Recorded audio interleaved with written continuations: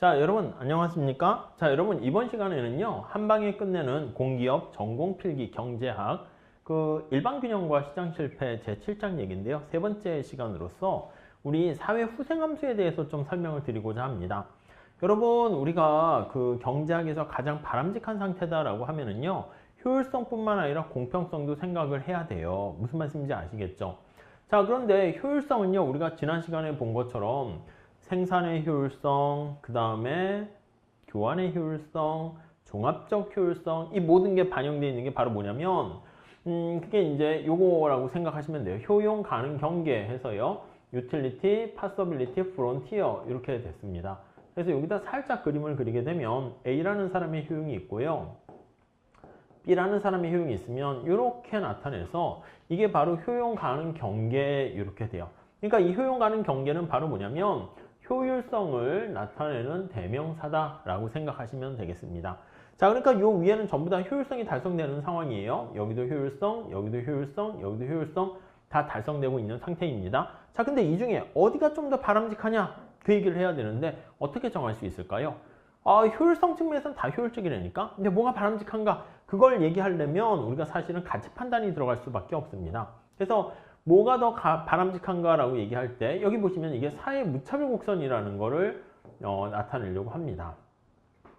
그래서 두 사람의 어떤 A와 B의 효용을 우리가 조합해서 합하려고 해요. 그래서 이거를 사회 후생함수다라고 얘기해요. 웰페어 펑션 이렇게 얘기합니다. 자, 이거 다시 한번 해석해 볼게요. A라는 사람과 B라는 사람의 어떤 조합에서 얻게 되는 효용의 크기를 나타내는 거죠.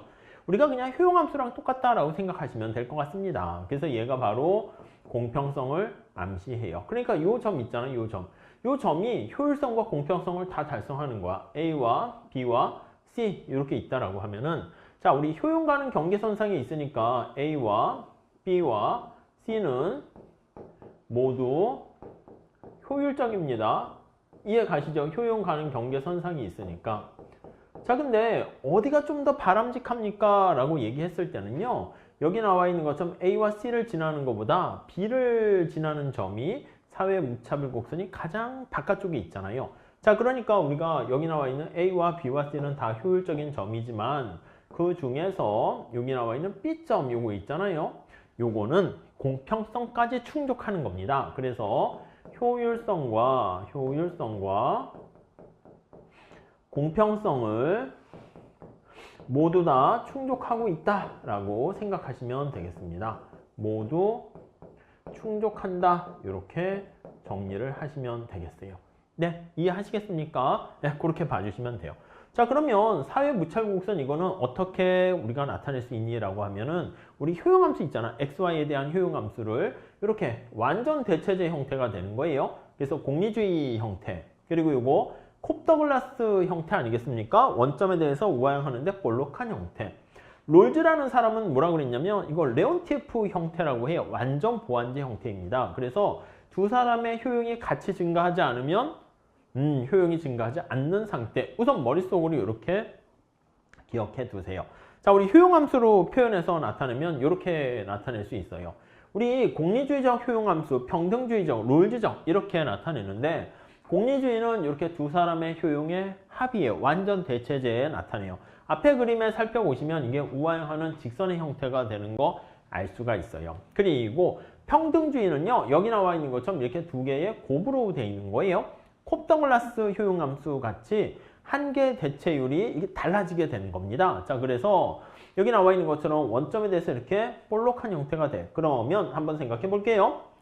자, 여기 A, B, C점이 있어요. 여기를 A라고 할게요. 그러면 요 점에서의 우리 두 사람의 접선의 기울기가 좀 가팔라요. 그래서 여기 비교해 보시면 C점에서의 접선의 기울기는 3분의 1인데 A점에서의 접선의 기울기는 기울기 가팔라요. 자, 그러면 다시 한번 생각해 볼게요. A에서 B에서 C로 이렇게 갈수록 이거 의미가 어떻게 돼요? 자, 평등주의적 가치 판단에서는요, A에서 B로 가고 B에서 C로 이거 일수로 자, 우선 첫 번째 ABC로 갈수록 A의 효용은 어떻게 돼? 커지는 거잖아. 그래서 A의 효용은 증가하고요, B의 효용은 감소합니다. 이렇게 되는 거 알 수가 있어요. 자, 그러면 접선의 기울기가 우리가 약간 한계 대체율이라는 거 기억나십니까? 자, 그래서 A의 효용이 커지고 B의 효용이 작아질수록 이 뜻은 뭐냐면 A가 점차 부자가 되는 거야. 효용이 높다는 것은요, 우리가 소득이 높다 이렇게 생각하시면 돼. 그렇기 때문에 이렇게 갈수록 A의 소중함 정도는요, 가중치라고도 할 수 있어요. 소중한 정도는 감소한다 이렇게 보시면 될 것 같습니다.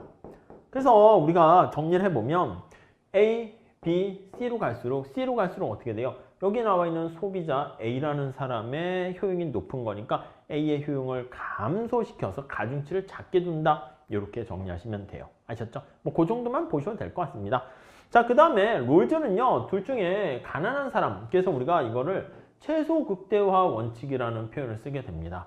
아시겠죠? 그래서 우리가 요거는 굳이 얘기하면 맥스 이렇게 했는데, 자, 효용함수가 여기 보시면 이렇게 있잖아. 민 이렇게 있잖아. 그래서 민 이렇게 얘기해요. 그래서 이렇게 쓴다라고 하면 이게요, 우리가 뭐라고 쓰냐면 최소 극대화 원칙인데 영어로 쓸 때는 맥스 민 이렇게 써야 돼요. 왜냐면 이게 목적어가 이거야.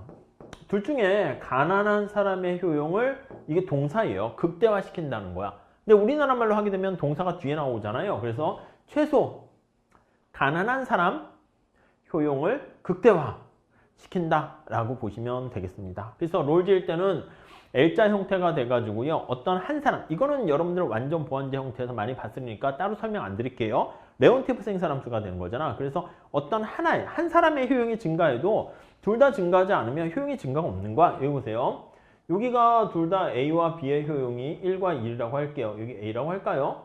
1 이렇게 돼 있어. 근데 이렇게 B가 돼가지고요, A라는 사람의 효용이 증가했어요. 2로.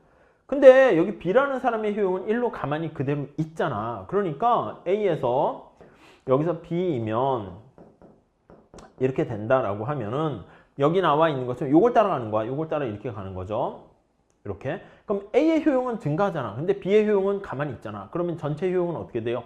변함이 없는 거야. 그러니까 A, B가 같이 더불어서 같이 잘 살아야 돼. 여기 보시면 이렇게 돼야지. 여기가 C점 같이 이렇게 같이 효용이 증가해야지. A만 효용이 증가하고 B가 효용이 가만히 있으면 이거이면은 효용은 그대로 유지돼 있어요. 사회 전체적인 웰페어는 그대로 가만히 있다라는 걸 알 수가 있습니다. 그 정도까지만 봐주시면 되겠어요. 그래서 이건 롤즈는 그 나라에서 가장 가난한 사람이 전체를 대표하는 거예요. 아셨죠? 서울하고 뉴욕하고 어디가 더 살기가 좋으니? 라고 하면은요, 이 롤즈 방식은 뭐예요? 야, 서울의 대표 나와. 누구냐면 가장 가난한, 어떻게 보면 노숙자가 나오는 거야. 자, 그리고 뉴욕의 노숙자 나와서 둘 중에 힘든 삶을 사는데 누가 더 힘드냐, 이걸로 우리가 평가를 하는 거예요. 그 정도만 잘 봐주시면 되겠습니다. 자, 우리가 앞서 말씀드린 것처럼 가장 바람직한 분배 상태를 도출한다라고 하면은요, 여기 나와 있는 것처럼 여기가 그냥 A라고 할게요. 여기가 B라고 하고요. 여기가 E라고 하면은 앞서 본 것처럼 A와 B는 이렇게 사회후생이 극대화되는 상태가 아닙니다. 그래서 여기 나와 있는 이게 뭐예요? 이 파란 색깔 이 곡선이 바로 뭐냐면 효용 가능 경계선상이다 라고 보시면 돼. 요거는 효율성을 나타내는 점들입니다. 그래서 A점도 효용 가능 경계선상이 있으니까 효율적이고요. E점도 효율적이고 B점도 효율적이야. 다 효율적입니다. 그래서 A, B, E는 모두 효율적이지만 우리가 지금 말씀드린 것처럼 여기 보시면 사회무찰보 곡선이, 그래서 이게 사회후생함수야. 그래서 여기 2점에 해당하는 게 바로 뭐냐면 얘는 공평성까지 충족하는 거야. 그래서 효율성 중에서 여기 2점에 해당하는 점은 공평성까지 충족하는 점이다 라고 보시면 될 것 같습니다. 아시겠죠? 네, 이 정도까지만 정리를 해 주시면 되겠어요. 이게 문제로 그렇게 많이 출제되지는 않아요. 그래서 우리가 전체적인 경제학적인 어떤 브로드한 컨셉을 잡는 데는 도움이 되지만 문제로 만들 때는 좀 약간 한계가 있다라고 보시면 되겠습니다. 자, 근데 LO의 불가능성 정의, 이거는 가끔 출제가 되기도 해요. 이건 뭐냐면, 자, 여러분, 우리가 사회후생 함수를 우리가 끄집어내서 그게 사회무찰보 곡선으로 우리가 나타내는 거잖아. 근데 우리가 얘기했던 사회후생 함수, 사회무찰보 곡선 이렇게 얘기했는데 야, 네가 얘기했던 공리주의 아니면 이거 있잖아. 소셜 웰페어 나타내는 이 효용함수 있잖아요. A의 효용, B의 효용 이렇게 나타낸 거를 우리가 앞서 살펴본 것처럼 요거를 고정시켜요. 고정시키고 어떻게 나타낸 것을 사회 무차별 곡선 해가지고 나타내게 되는데 이 사회 후생 함수라는 사회 무차별 곡선이 우리가 이게 존재하는가? 라는 거를 얘기할 때 야, 얘 너 자꾸 뭐 알겠는데 존재 안 해 이렇게 얘기하는 거야. 그래서 얘가 존재하지 않는다라는 것을 증명했습니다. 존재가 안 해 이렇게 증명을 했어요. 아셨죠? 이거를 우리가 다 내용을 볼 필요까지는 없고요. 그냥 여기 나와 있는 불가능성 정리를 우리가 증명하기 위해서 천재 경제학자인 어떻게 보면 에로우라는 학자가 어떻게 증명했는가 할 때요. 그 공리, 필요한 가정이라고 합니다. 그 조건이라 합니다. 그런 것들에 대한 내용만 보시면 되겠어요. 첫 번째는 완비성과 이행성. 그쵸? 이거는 기본적인 선호와 관련된 공리다라고 생각하시면 돼요. 이게 비교 가능해야 되고요. 요거는 이행성이 있어야 돼요. 일관성이 있어야 된다라는 거 알 수가 있고요. 그 다음에 이게 파리토 원칙이라는 표현을 씁니다. 파리토 원칙은 바로 뭐냐면 이렇게 보시면 돼. 대한민국에 많은 사람들이 있어요. 그랬을 때 야 너는 사과가 좋아? 바나나가 좋아? 뭐 X가 좋아? Y가 좋아? 저는요 X가 Y보다 좋아요. 자 저는요 X가 Y보다 좋습니다. 저는요 X가 Y보다 좋아요. 저도요 X가 Y보다 좋아요. 이렇게 됐다 합시다. 그러면 자 이렇게 개별적으로 우리가 X가 Y보다 좋다라고 얘기했을 때 이거를 우리가 집계해서 나타내는 전체 이거는 부분이야 부분. 개별적으로 봤을 때 부분적으로 봤을 때 X가 Y보다 좋아요 얘기했는데 이거를 전체적인 시각으로 봤을 때 어떻습니까? 라고 하면 X가 Y보다 좋아요 이렇게 얘기가 당연히 돼야 되는 거죠. 이게 당연한 거야. 그러니까 부분이 전부 다 봤을 때 X가 Y보다 좋다 그러면 전체도 마찬가지로 X가 Y보다 좋다라는 결과가 나와야 된다라는 거. 그게 바로 파레토 원칙이에요. 그런데 우리가 이제 에로라는 교수가 이걸 어떻게 증명했습니까? 라고 하면은 이 네 가지가 다 충족되는데요. 근데 여기 어떤 한 사람, 여기 보시면 어떤 한 사람이 있는데 그 사람이 만약에 저는 X가 Y보다 나빠요 이렇게 했더니 전체가 이게 뒤집어지게 되면 어떻게 돼요? 이거는 독재 아닙니까? 그쵸? 우리가 지금 생각하는 여기 나와 있는 사회후생함수는 어떤 사회후생함수를 생각합니까? 라고 하면은 우리가 합리적이고요. 합리적이고 그리고 민주적인 사회후생함수를 우리가 도출하려고 노력을 했는데 이걸 쭉 해보니까 아이고 독재 상황이 발생하는 거야. 그래서 니네가 생각하는 합리적이고 민주적인 그런 사회후생함수는 존재할 수 없어. 이렇게 증명을 하게 됩니다. 자 그리고 네 번째 보시면 제3의 선택관으로부터 독립성. 그러니까 우리가 지금 X랑 Y 거기서 비교를 하는 건데 어떤 무관한 어떤 대상이 안건이 들어왔어. 그랬더니 그것 때문에 영향이 받아가지고 XY 선호가 바뀌어서는 안 된다는 거예요. 그래서 제3의 무관한이라는 말도 쓸게요. 무관한 선택 가능성으로부터의 영향을 받지 않아야 된다. 독립적이다. 이렇게 생각을 하시면 될 것 같습니다. 아셨죠? 그래서 이거 내용은 뭐 이거야. 예를 들어서 야 너 말이야 나훈아가 좋아? 아니면은 또 뭐 누가 좋아? 했더니 뭐 예를 들면 조용필이 좋아? 해서 나는 조용필보다는 나훈아가 좋아. 나 좋아. 이렇게 순서를 매겼단 말입니다. 근데 중간에 우리가 이제 노래 뭐 연말에 시상 뭐 인기 투표할 때요. 중간에 만약에 누가 있다고 할까? 손흥민이 와가지고 막 이제 축하 무대를 했어. 손흥민이 트로트 하나 노래를 불러주면서 막 어떻게 하다 보니까 손흥민이 와서 노래를 한 곡 했어. 그랬더니 사람들이 전부 다 아니면 뭐 이렇게 손흥민 이렇게 외치는 거야. 무관한 거죠.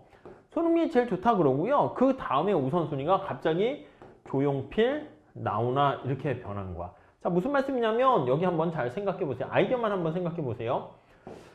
자 우리 나훈아랑 조용필 간에 비교했을 때는 나훈아가 좋다 이렇게 얘기했어요. 근데 손흥민은 이 가수가 아니잖아. 무관한 대상으로부터 손흥민이 한번 왔더니 사람들이 손흥민이 있건 없건 나훈아랑 조용필 비교 순서에서는 순서가 변하면 안 되거든. 근데 이렇게 변화버리게 되면 무관한 선택 대안으로부터 영향을 받으면 안 돼. 지금 영향을 받은 거잖아. 사람들이 정신이 나와가지고 손흥민 1등으로 외치고 그 다음에 조용필, 나훈아 이렇게 되니까 손흥민이 있을 때랑 없을 때랑 어떻게 돼? 결과가 달라지잖아요. 그런 정도만 생각하시면 될 것 같습니다. 아셨죠? 그래서 이게 바로 불가능성 정리와 관련된 조건, 공리 이렇게 표현하니까 그 내용만 체크해 두시면 될 것 같습니다.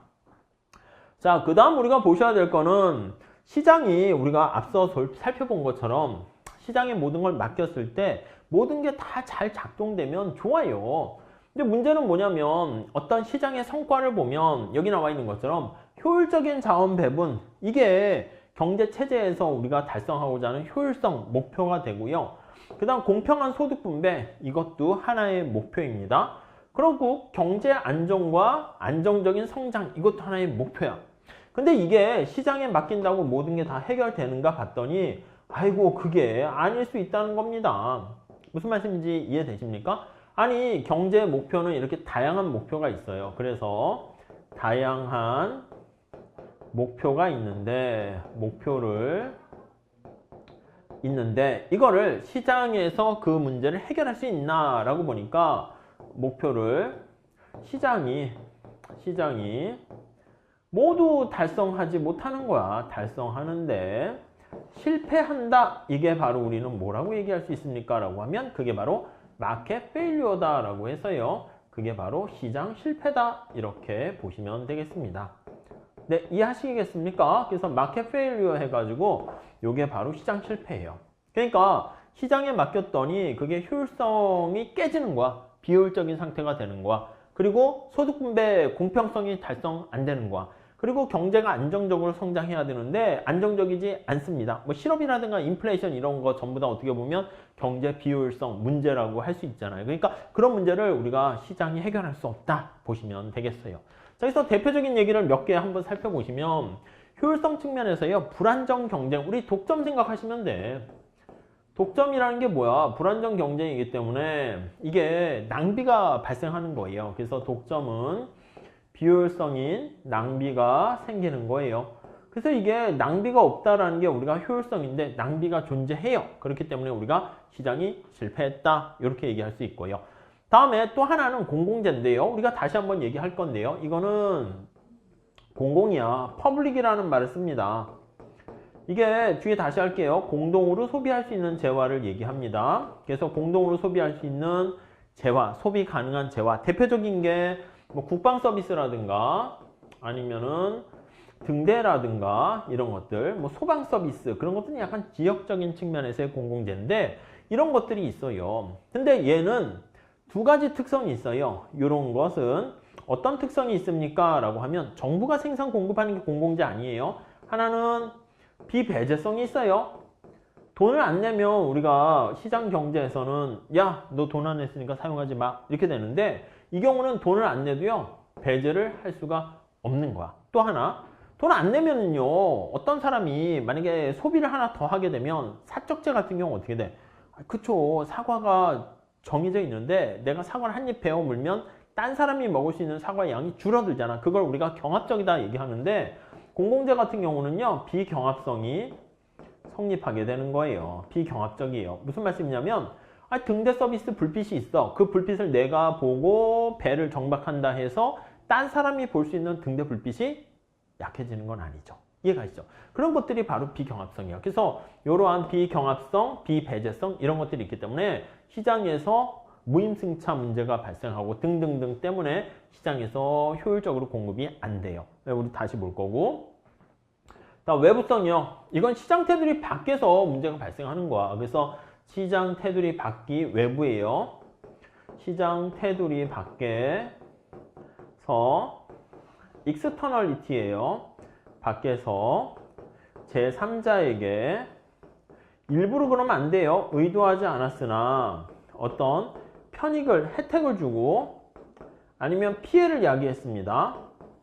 아니, 우리 경제학에서는 공짜가 없잖아요. 어떤 편익을 제공하거나 피해를 끼치게 되면 이게 되었을 때 대가를 주고받으면 그 문제가 해결되는데 대가를 주고받지 않는 상태, 그런 것들을 바로 외부성이라 합니다. 대표적인 게 환경오염이 거기에 해당해요. 자, 이런 환경 오염 같은 것은 우리가 온난화, 온실 효과 이런 것들은 내가 시장 테두리 안에 있으면 뭔가 외부적으로 의도하지 않은 측면에서의 피해를 가하게 되면 대가를 지불해야 되는 건데 일부러 그런 건 아니야. 그러다 보니까 내가 아이고 죄송합니다. 일부러 그런 건 아닙니다. 대가를 지불하지 않죠. 그렇기 때문에 그런 문제가 시장 테두리에서 해결할 수가 없어요. 나 혼자 한다고 뭔가 되는 게 아니라 온 인류가 다 공조해가지고 이 문제를 해결하려고 노력하지 않으면 해결할 수 없는 문제, 시장에서 그게 저절로 내부화시키지 못해서 발생하는 문제를 외부성 이렇게 얘기하고요.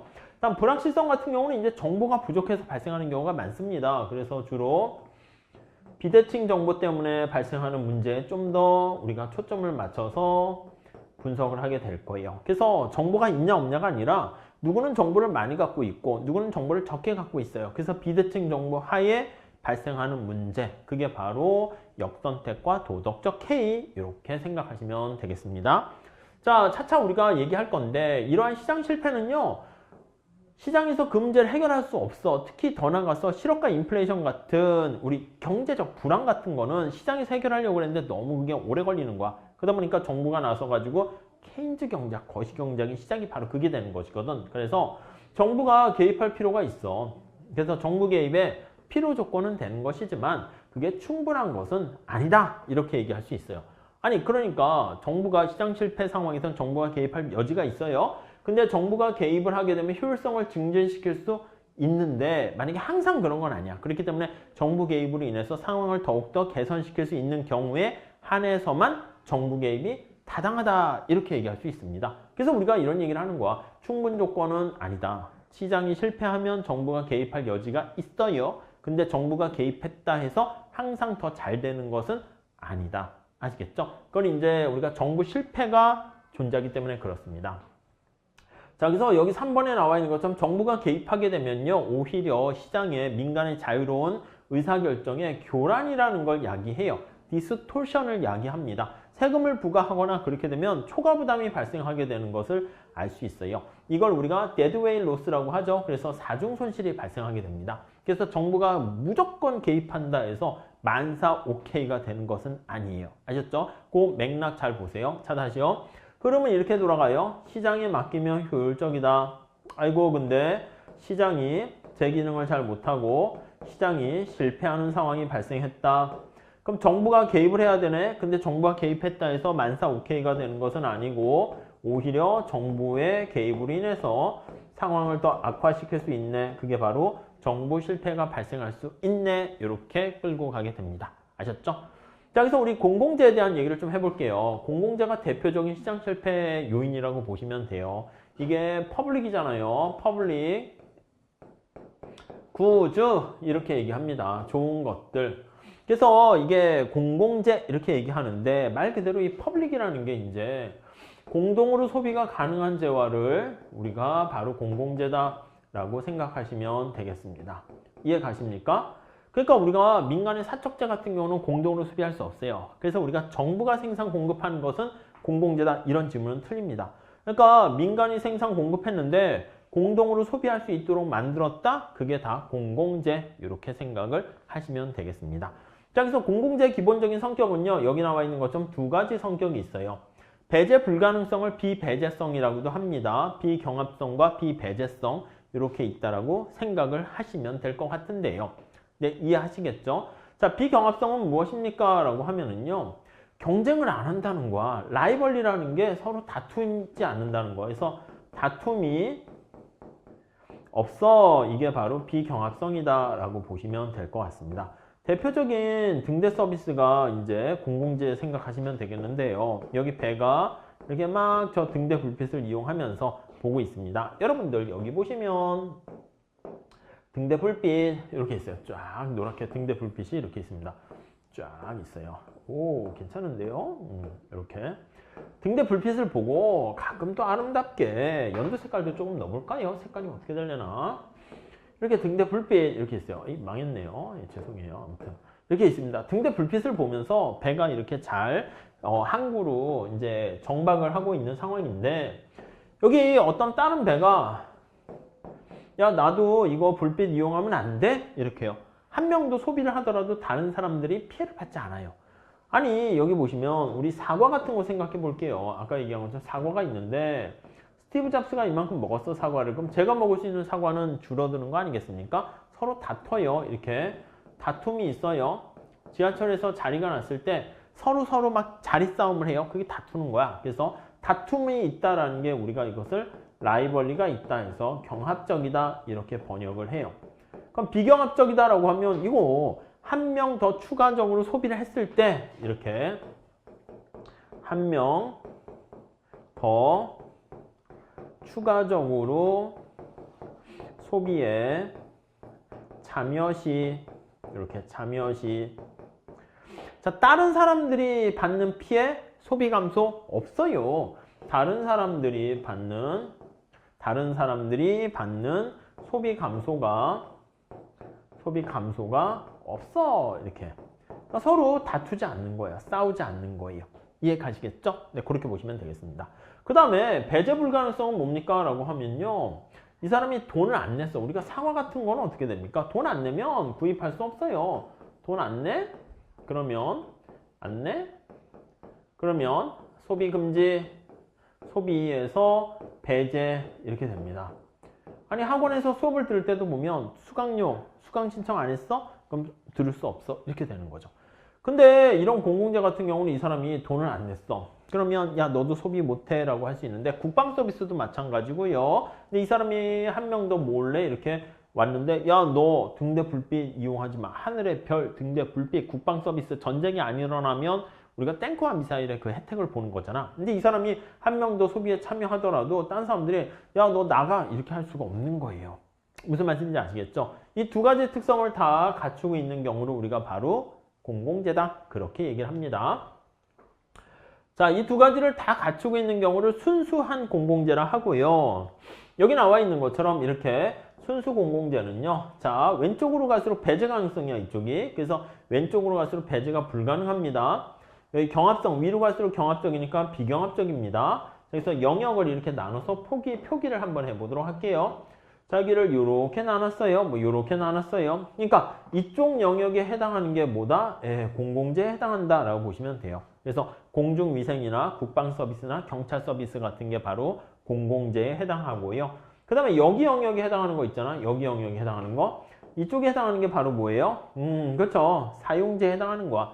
그러니까 의료 서비스라든가 공원 이런 것들. 의료 서비스는 어떻게 돼? 내가 만약에 공공의료가 아니면은 돈을 안 내잖아요? 그러면 병실에서 내가 침상을 사용하고 있었는데 병실 나가주세요 이럴 수밖에 없다고요. 그리고 내가 좋은 의사 선생님한테 검진을 받아 무료로 막 새치게 해가지고 그렇게 되면은 딴 사람이 받을 수 있는 의료 서비스를 내가 낚아채기 한 거죠. 무슨 말씀인지 아시겠죠? 자, 그리고요 이 중간에 위치한 영역 있잖아요. 지금 살펴본 것처럼 여기 중간에 위치한 여기 연두 색깔로 된 부분 그래서 요 영역은 어떻게 돼요? 배제는 불가능하지만 경합성이 존재하는 거에 있어 약간 혼잡한 무료도로 약간 좀 이쪽으로 더 빼도 될 것 같긴 한데 혼잡해 그러니까 혼잡하다라는 게 혼잡 밑줄 치세요. 그게 바로 경합적이다 이 뜻이에요. 그리고 이제 무료도로야 무료도로 그러니까 혼잡한 무료도로 하게 되면은 이쪽 영역에 해당하는 게 이렇게 한번 보도록 할게요. 펜 해가지고 이쪽 영역에 해당하는 게 바로 뭡니까 라고 하면 혼잡하다는 게 경합성이 있다라는 거예요. 그래서 무료 도로 이렇게 되는 것이고 자 얘를 이쪽으로 옮겼다 합시다. 얘를 이쪽으로 가면 혼잡한 무료 도로 하면은 혼잡성이 있으니까 경합성이 있으면서 무료이기 때문에 배제를 못하는 것이고요. 이쪽이다라고 하면 이건 어떻게 돼요? 약간 사용자에 가까운 거야. 그래서 이 영역은 혼잡한 고속도로 한번 생각할게요. 고속도로. 자, 고속도로는 톨비를 내야 되잖아. 무료가 아니라 유료란 말입니다. 혼잡해요, 혼잡해. 그러니까 경합성이 있다. 이렇게 생각하시면 될 것 같습니다. 자, 그리고 마지막으로 하나 더 체크해 볼게요. 이쪽 영역은 어떻게 됩니까? 검정 색깔로 할게요. 너무 센가? 여기. 아이고, 다행이네. 형광펜으로 안 했네요. 자, 여기 영역을 한번 볼게요. 여기는요, 어떻게 돼요? 여기는 배제가 가능해. 돈 안 내면 이용 못해. 이렇게 하는 거야. 근데 경합성은 없어요. 그쵸? 내가 이용한다 해서 딴 사람이 피해받는 건 아닙니다. 그래서 뭐 소방 서비스 돈 안 내면 미국 같은 데는 아예 소방 서비스 혜택을 보지 못해. 여기 쫙 이렇게 영역이 있는데 여기 있는 집은요 돈을 냈어. 소방비를 냈어. 그래서 만약에 불 나게 되면은 불을 꺼주는데 여기 있는 건물은요. 돈을 안 냈어요. 그래서 불이 나고 있습니다. 여기 불이 났어요. 불이 났어요. 이렇게 와 불이 났어요. 자 그러면 이게 소방서가 와가지고요. 불을 진화해 줘야 되는데 진화를 해주지 않습니다. 무슨 말씀인지 아시겠습니까? 불 나도 돈 안 내면 야 너 불 안 꺼줘. 이렇게 되는 거야. 그렇기 때문에 이쪽에 속해 있고요. 하나만 해볼게요. 등대 서비스는 왜 여기 있을까요? 등대 서비스는 등대 서비스 이거 그쵸? 우리가 아까 얘기했던 등대 이렇게 나타낸 거는 누가 이 등대 불빛으로 해가지고 이렇게 막 해서 배가 막 그렇게 합니까? 요즘은 그런 건 아니죠. 이제 비행기와 자동차도 내비게이션 있는 것처럼 어떤 배 같은 것도요. 이렇게 내비게이션을 장착을 하게 되면은 그걸 가지고 주파수를 통해 가지고 바닷길을 이렇게 쫙 안내를 해줘요. 그 길 따라가게 되면 안전하게 갈 수가 있도록 만들어주는 거죠. 그러니까 이게 등대 서비스가 있으면 어떤 특정한 지금 얘기했던 내비게이션 같은 거를 장비를 정확하게 장착한 그러한 배는요, 진짜 이렇게 불빛으로 반짝반짝, 이거는 지금 요즘 이 안에 가서, 사진 찍으라고 이제 우리가 하는 거지. 사실은 지금 같은 상황에선 그렇게 하지 않는다니까. 그러다 보니까 여기 등대 서비스 있는 거는 바로 어떻게 됩니까? 옛날 등대는 여기라니까. 옛날 등대는. 근데 이쪽으로 이렇게 가게 된 거는 지금 얘기한 것처럼 그러한 장치를 통해 가지고 우리가 경합성을, 배제 가능성을 가지게 된다. 이렇게 보시면 되겠습니다. 아시겠죠? 그 정도 정리해 주시면 되겠습니다. 자, 그 다음에 공공재 같은 경우에는 우리가 이제 계산 문제가 출제될 가능성이 있는데 공공재 최적 수준은 어떻게 결정합니까? 라고 하면요. 사용재 같은 경우는 우리가 저 앞에 수요 공급에서 했거든요. 여러분, 사용재 같은 경우에는요. 소비하는 양이 다 동일하다라는 거에 초점을 맞추실 필요가 있어요. 아니 제가 사과가 시장에서 얼마 가격에 결정되면 완전 경쟁 시장에서 모든 소비자들이 그 물건을 구입할 때 가격이 똑같이 정해져 있어요. 그래서 우리가 이렇게 되는 거죠. A가 직면하는 가격과 B가 직면하는 가격과 시장 가격은 이렇게 동일하게 돼요. 자, 가격은 다 동일하지만 주어진 가격에 대해서 소비하는 양은 달라요. 사과를 좋아하는 사람은 소비를 더 많이 하고요. 싫어하는 사람은 소비를 적게 합니다. 자, 그래서 여기 나와 있는 것처럼 모든 소비자는 동일한 가격에 직면하는데 소비하는 양이 다릅니다. 이해가 가시겠습니까? 자, 그래서 시장 전체 소비량은 마켓 전체 소비량은 어떻게 됩니까? 라고 하면은요. A가 소비하는 양과 B가 소비하는 양을 합하면 이게 바로 시장 전체 수요량, 소비량이 된다라고 보시면 돼요. 그래서 이거는 우리가 어떻게 됩니까? 라고 하면요. 자, A라는 사람이 있고요. B라는 사람이 있어요. 이거 우리 앞에 수요 곡선 거기 파트 다시 보세요. A의 수요 곡선이 있고요. 여기 B의 수요 곡선이 있어요. 그럼 시장 전체 수요 곡선은 어떻게 됩니까? 이거 두 개를 합하는 거잖아. 이걸 두 개 합하게 되면 가격이 만약에 100원 이렇게 있을 때 A가 점점점 5개를 사려고 해요.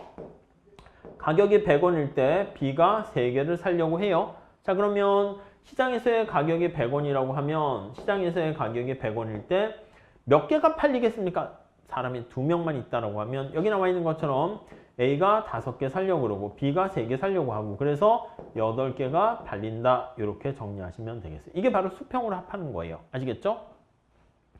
자, 근데 공공재 같은 경우는요. 이게 수직의 합이라는 거에 잘 명심하셔야 돼요. 여러분 생각해보면 한강에 이렇게 다리가 있다고 할게요. 한강물이 흘러요. 짜잔 하고 한강물이 흘러요. 알겠죠? 한강물이 흐른다고 합시다. 그럼 여기다가 이제 다리를 이제 건설했어. 다리를 크다 해서 한 3개 건설했다 합시다. 3개 건설했어요.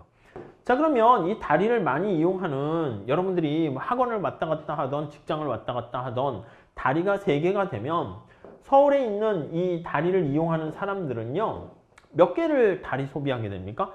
맞아요. 소비하는 양이 똑같아. A가 소비하는 양과 B가 소비하는 양과 시장 전체 A와 B가 소비한 시장 전체 소비량이 똑같다라는 것을 알 수가 있습니다. 이해하시겠습니까? 근데 한강의 다리를 많이 이용하는 사람들은요. 다리 하나만 더 놔줬으면 한단 말이야.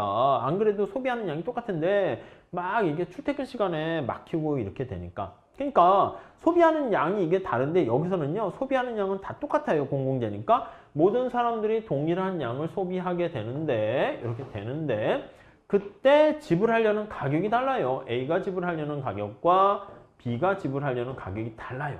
여기에서 아이디어를 얻게 되는 거야. 그래서 여기다 그림을 하나 그려볼게요. 여기다가. 자, 그러면 여기 한번 그림을 한번 그려볼게요. 그러면 이건 어떻게 됩니까? 한강의 다리예요. A가 지불하려는 수요 곡선이 이렇게 쫙 나와 있어요. 그 한강의 다리가 만약에 3개 있다라고 하면 A는 이만큼까지 돈을 내려고 해요. 이 높이가 바로 무엇을 뜻합니까? 라고 하면 3개째 한강의 다리를 소비할 때 A가 누리게 되는 한계 편익이라고 할게요. 아니면 한계 효용이라고 할게요. 이렇게 보시면 돼. 아니면 이게 한계 효용을 우리가 다른 말로 쓰면은요. 이건 좀 어려울 수 있는데 MRS라고 보시면 되겠어요. A가 지불하려고 하는 편익, 그게 바로 MRS죠. 자, 여기 B가 또 있다라고 할게요. 한강의 다리가 이렇게 쭉 있는 상태에서 B는요, 여기 나와 있는 거 점점점점점점 해가지고 3개를 소비할 때요. 여기 나와 있는 것처럼 이렇게 네, 돈을 지불할 생각이 있다라고 생각하시면 되겠습니다. 이 높이는 B이기 때문에 이 높이는 어떻게 됩니까? 라고 하면 마지널 베네핏 B가 된다. 이렇게만 쓸게요. 한계 효용, 한계 베네핏 이렇게 있습니다. 자, 그러면 우리가 요거 2개를 합해가지고 시장 전체 다리가 3개가 건립이 됐다. 2개도 마찬가지예요. 2개도 뭐 이렇게 있으면 이 높이가 바로 한계 편익이고, 여기 보시면 2개가 있으면 이게 바로 한계 편익이고, 이렇게 보시면 될 것 같은데, 한강의 다리가 3개가 건립됐다라고 하면 A가 지불하려는 가격과 B가 지불하려는 가격, 이거를 그쵸, 소비량은 똑같으니까 합하는 거야. 이게 수직축으로 합한다고, 수직축으로. 소비하는 양은 똑같으니까. 그래서 여기다가 이렇게 표현을 하게 되면 3개의 다리가 만약에 건설됐으면 A가 지불하려고 하는 편익이 이렇게 있고요. B가 지불하려는 편익이 이렇게 있고요. 둘의 편익을 합한 거, 이게 바로 시장 전체 수요 곡선이 된다라고 생각을 하시면 되겠습니다. 자, 그래서 여기 보시면 이런 식의 수요 곡선 A와 B 이렇게 얻게 되는 것을 알 수가 있어요. 이해 가시겠죠? 자, 그러면 이때 이제 공급 곡선을 나타내는 비용 곡선은 어떻게 됩니까? 하면 비용 곡선은요, 요거 2개 같아지는 거야. 이게 바로 한계 비용 곡선. 이게 이제 공급 곡선의 의미가 돼요. 수요 곡선을 이렇게 수직으로 합한 거예요. 수직으로 합한 이 수요 곡선과 공급 곡선이 같아진 만큼 거기에서의 생산량이 최적 생산량이 되고요. 그러면 그때 시장에서의 가격은 이렇게 형성되는 거예요. 시장에서의 가격이 이렇게 형성되면 둘이 이제 분담을 하는 거예요. 이렇게 N빵을 완전히 똑같이 나누는 건 아니고 자기가 편익이 더 큰 사람, 여기 나와 있는 것처럼 A가 지불하려는 금액이 이게 되고 A가 지불하는 가격이에요. 자기가 얻게 되는 편익만큼, B가 지불하는 가격이 이렇게 되고요. B가 얻게 되는 편익만큼 이렇게 돼서 2개 합하는 가격 알 수가 있습니다. 아셨죠? 요거 그래서 시장 전체 가격은 어떻게 형성됩니까 하면 PA와 PB를 합한 거예요. 요거 문제를 여러분들이 좀 풀어 보셔야 됩니다. 그래서 정리를 하게 되면 소비하는 양은 전부 다 둘 다 똑같고요. 지불하는 가격이 달라. 그랬을 때 이걸 수직으로 합했다라는 얘기는 무슨 뜻입니까? 라고 하면 A가 지불하는 가격과 B가 지불하는 가격을 합하게 되고 이게 바로 A와 B의 가격 이렇게 나타내서 우리가 전체적인 시장 공급 곡선, 수요 곡선 해가지고 최적 공공재 수량 이런 것들을 결정하게 됩니다. 아셨죠? 자, 그래서 우리가 이제 그림으로 나타내서 푸는 거 살펴보게 될 거예요. 그게 바로 비경합성 때문에 나타나는 문제고요. 그 다음에 무임승차 문제가 발생할 수 있어요. 주의하셔야 되는 게 무임승차는 뭐냐면 프리야, 프리. 프리라이더 프라브럼 이렇게 얘기합니다. 이건 돈을 안 냈는데 공짜로 무임승차하는 거야. 그냥 돈 안 내고 지하철 타는 거랑 비슷합니다. 왜 이런 일이 발생해 하면 원인이 뭐야 라고 하면은요, 이유 나와 있는데 이거는 비배제성 때문이다 라고 보시면 되겠어요. 그러니까 비배제성 때문. 그러니까 배제를 못하는 거야. 돈을 내지 않아도요, 그거를 우리가 배제할 수 없는 그런 상황에 그게 바로 무임승차 발생 이유 이렇게 보시면 돼요. 자, 그러다 보니까 우리가 무임승차 문제로 인해서 비배제성으로 인해 가지고 시장 실패 문제가 발생하게 되는데 돈 내는 사람만 바보라니까. 아니, 등대 불빛이 있어. 아니면 국방 서비스가 있어. 야, 우리나라가 남북 대치 상황이니까 국방비를 얼마 내자. 근데 제가 이러는 거지.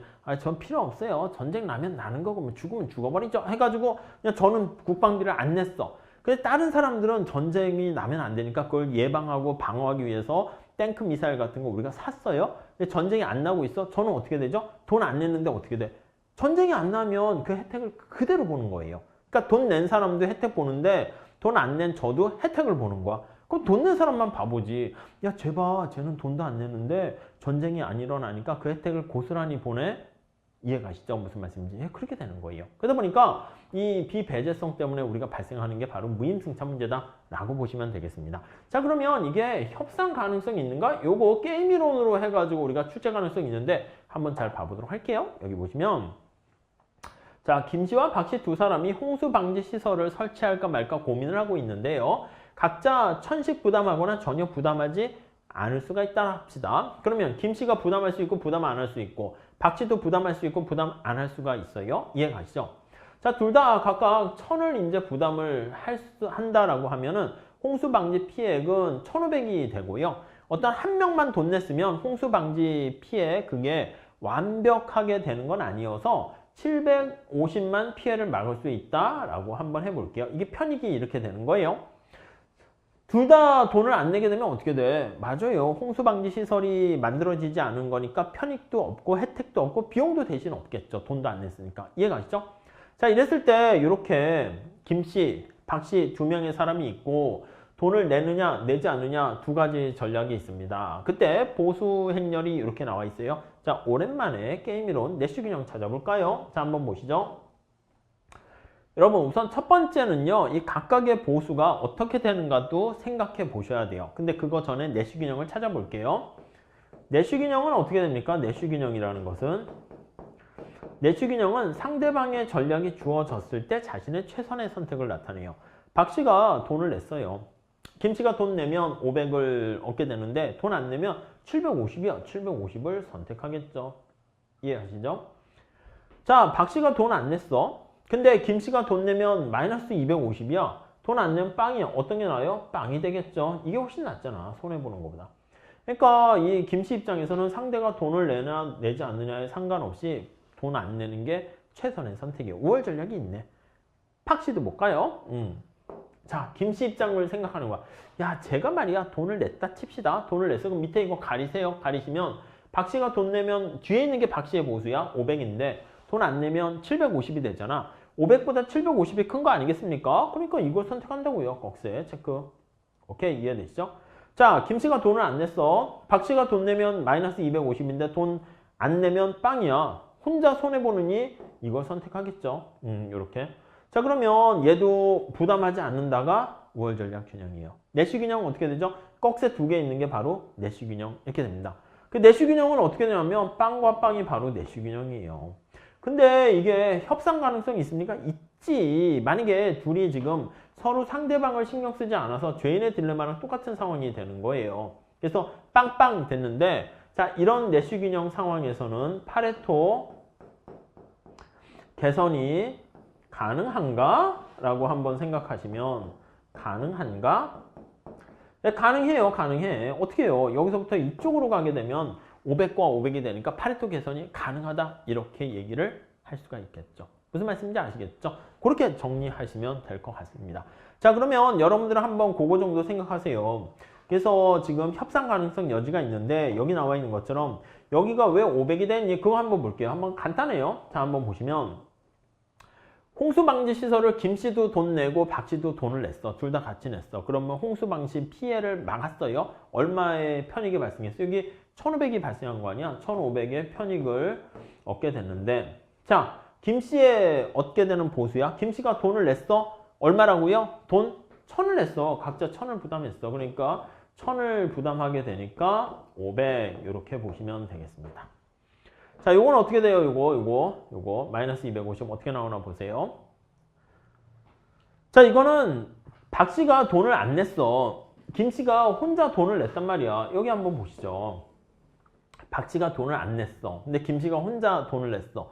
홍수 방지 시설이 만들어졌는데 완벽하게 만들어진 건 아닙니다. 그래서 여기 보시면은 750만 피해를 막아낼 수가 있어. 그래서 이때는 편익이 어떻게 됩니까? 하면 750만큼 홍수 방지를 피해를 막을 수 있게 된 거예요. 근데 비용은 제가 돈 안 냈어. 박 씨는 돈 안 냈는데 김 씨 혼자 돈 냈단 말이야. 얼마 내야 된다고? 1000을 부담하는 거지. 1000을 부담하게 되니까 어떻게 됩니까? 그쵸? 마이너스 250의 혜택을, 이 혜택이 아니지 피해를 보게 된 거야, 혼자. 그쵸? 그래서 여기 이렇게 쓴 거예요. 그래서 첫 번째는 무임승차 문제가 왜 발생했니? 비배제성 때문에 발생했다. 비경합성 때문에 발생한 거 아닙니다. 두 번째, 오케이, 알겠어. 자, 그러면 말이야. 이렇게 보수가 되었을 때 내시 균형은 어떻게 되니? 둘 다 부담하지 않는 게 내시 균형이 되는 겁니다. 파레토 개선 가능성이 있습니까? 있습니다. 둘 다 협조를 하면 돼요. 근데 왜 이런 상황이 됐니? 똑같습니다. 우리가 죄인의 딜레마에 빠진 상황이다 라고 생각을 하시면 될 것 같습니다. 네, 이렇게 정리하시게 되면 공공재와 관련된 최적 공급 생산은 수직으로 합한다. 그건 비경합성 때문이고요.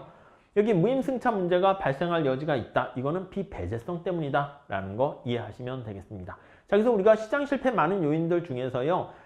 이번 시간에는 좀 뭔가 공공재에 초점을 맞춰서 좀 더 설명을 드린 거예요. 이거 한 문제씩 출제가 되니까 잘 정리해 두시고요. 다음 시간에는요, 우리가 외부성과 관련된 얘기를 해보려고 합니다. 그래서 외부성, 시장 테두리 밖에서 발생하는 여러 가지 문제랑 그리고 비대칭 정보에 의한 어떤 정보 경쟁 얘기를 해보도록 할게요. 아셨죠? 자, 다음 시간에 이어서 하겠습니다. 감사합니다.